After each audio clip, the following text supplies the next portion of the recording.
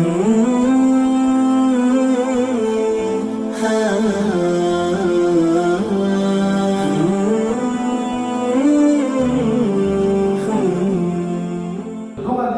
hal setelah tahiyat akhir sebelum salam. Ini harus kita baca setiap sholat, baik sholat fardu maupun sholat sunat. Jangan dibedakan. Allahumma inni a'udzubika min azabi jahannam. Ya Allah, aku berlindung denganmu dari azab jahannam, wa min azabil qabri, dan dari azab kubur, wa min fitnatil mahya wal mamat, dan fitnahan hidup dan mati, wa min syarri fitnatil masih dajjal, dan dari buruknya fitnahan al-masih dajjal. Assalamualaikum warahmatullahi wabarakatuh. Baru kita salam di kanan dan kiri. Kenapa kita diajarkan membaca doa itu padahal kita sudah selesai sholat? Bukankah sholat itu melepaskan manusia dari neraka jahanam?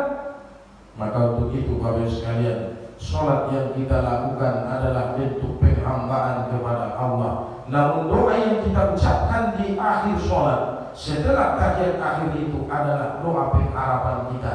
Jangan sampai jahanam itu dikhususkan buat kita.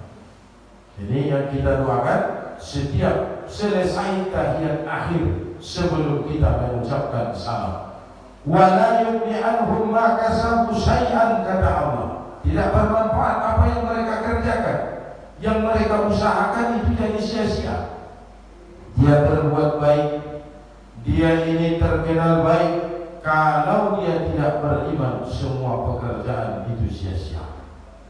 Dulu namanya Umar bin Hisham. Umar bin Hisham, dia orang paling bijak. Masalah demi masalah di kota Makkah dihadapkan kepadanya, dia akan putuskan dengan seadil-adilnya, sehingga banyak orang-orang Makkah itu berterima kasih akan keputusan-keputusan yang ditetapkannya.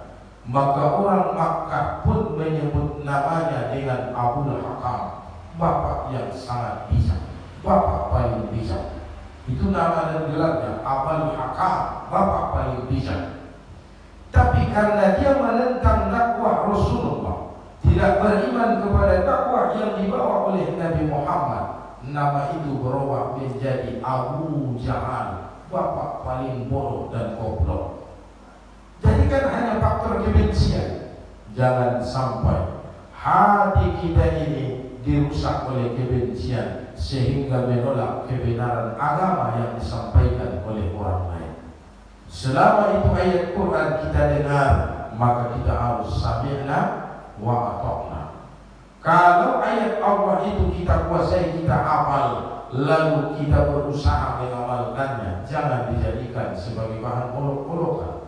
Dan kita berdoa kepada Allah agar dijauhkan dari azab jahannam. Karena kalau tidak seperti itu, apapun usaha dan upaya kita, sebaik apapun Abul Hakam atau Umar bin Hisham, pada akhirnya azabun muhin, dia direndahkan menjadi Abu Jahal. Sama juga dengan Abdul Uzza bin Abdul Muttalib, paman Nabi, saudara kandung Abdullah, saudara kandung Abu Thalib. Dia ini baik. Di saat Nabi Muhammad lahir, dia memerdekakan budaknya, hamba sahayanya, saking senangnya kelahiran keponakan, saking senangnya. Tapi di saat Nabi Muhammad mengumpulkan orang-orang di Makkah, lantas dia pun ikut hadir di situ. Abdul Uzza bin Abdul Muttalib, dia hadir di situ. Lalu apa kata Nabi Muhammad?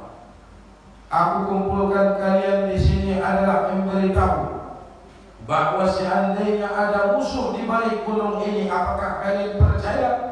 Kami percaya kepada Muhammad, kata mereka. Engkau kami beri gelar Al-Amin, orang yang sangat dipercaya.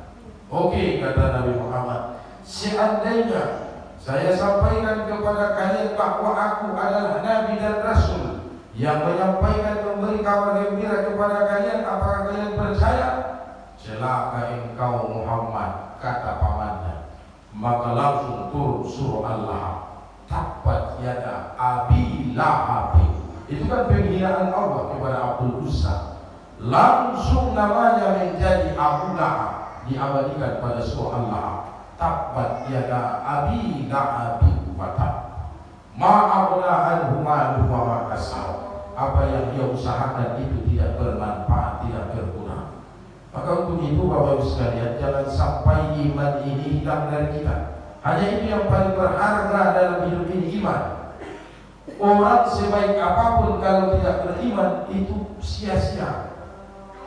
Sia-sia.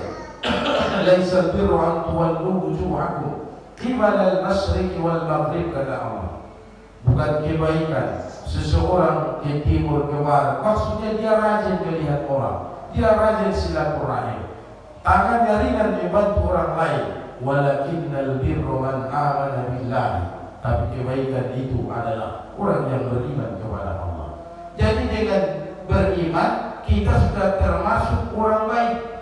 Tinggal bagaimana mempertahankan iman ini dan juga meningkatkannya. Inilah yang kita upayakan sampai akhir hayat kita. Lalu apa lagi kata Allah? Wala mattakhudhu min dunillahi awliya. Tidak akan bisa menolong mereka, pelindung-pelindung mereka. Yang dimaksud itu seperti Latta, Hubal, Manat, Uzza, sesembahan-sesembahan mereka selama hidup di dunia tidak akan bisa menyelamatkan. Bukankah sudah kita kaji dalam ayat lain? Sesembahan-sesembahan mereka akan berlepas diri dari orang-orang yang menyembah mereka, tidak bisa menolong, tidak bisa membantu. Maka untuk itu kita harus yakin dan percaya akan kalam Allah itu. Hanya Allah yang bisa melindungi dan menolong kita dari azab baik di dunia, apalagi nanti di akhirat. Dan Allah sebutkan, walahum azabun azim, bagi mereka azab yang besar. Kalau orang ini banyak berdusta dan juga melakukan dosa, azabun alim, azab yang pedih. Kalau Quran ditentang, dijadikan bahan olokan, maka Allah berikan azabun muhin. Kalau dia terus melakukan penyembahan kesyirikan, maka Allah berikan azabun azim. Jadi ada 3 azab yang berbeda Allah berikan. Inilah yang harus kita hindari. Inilah yang harus kita doakan kepada Allah agar azab ini dijauhkan dari kita. Kan ada azab kubur. Azab kubur masuk dalam kategori azabun alim, azab yang pedih. Azab yang pedih belum tampak sehingga tidak terbayang. Apa yang terbayang dalam kubur pun kadang-kadang tidak membuat hati manusia gentar dan takut. Azab kubur. Tapi kita harus tetap berdoa kepada Allah agar dijauhkan azab kubur itu. Ada azab jahannam, itu azab asyik. Kalau jahannam itu asyik. Ada azab muhin, orang mencela, orang merendahkan, atau orang tidak menghormati. Ditambah lagi Allah timpakan penyakit. Dengan penyakit itu orang merendahkan, menghina, menjauhkan kita. Itu azab muhin yang membuat seseorang itu hina di mata manusia dan lebih hina di hadapan Allah. Jadi tingkatan dosa manusia akan Allah berikan balasannya sesuai tingkatan-tingkatan itu. Simpelnya begini Bapak Ibu sekalian, kalau orang kafir atau seorang manusia hanya sebatas dia mendengar kalam Allah tapi tidak dimasukkan dalam hati, terus dia mendengarkan kajian, dia terus mendengarkan kajian, dia mendengarkan kalam Allah dibacakan ustaz, pengajian demi pengajian, datang maulid dia hadir, datang mi'raj dia hadir, datang syakban dia hadir, tapi tidak membekas dalam hatinya. Itu yang mendapat azabun alim, azab yang pedih. Termasuk azab itu bukan hanya musibah, bencana, longsor, bukan hanya itu. Rasa sempit di dada juga adalah bagian dari azab. Jadi kan sudah pernah kita kaji, Allah timpakan azab di abad modern bisa jadi perselisihan, bisa jadi tidak ada keharmonisan, tidak ada rasa persatuan di tengah-tengah umat. Itu adalah azab yang pedih. Jadi jangan bayangkan azab itu hanya dalam bentuk musibah, banjir, longsor, atau gempa. Bisa jadi tidak ada banjir, longsor, gempa di tempat kita, tapi persatuan sudah dihilangkan oleh Allah, keharmonisan saling mencurigai di antara kita terus berkembang, itu bahagian dari azabun alim. Kenapa ada azab seperti itu?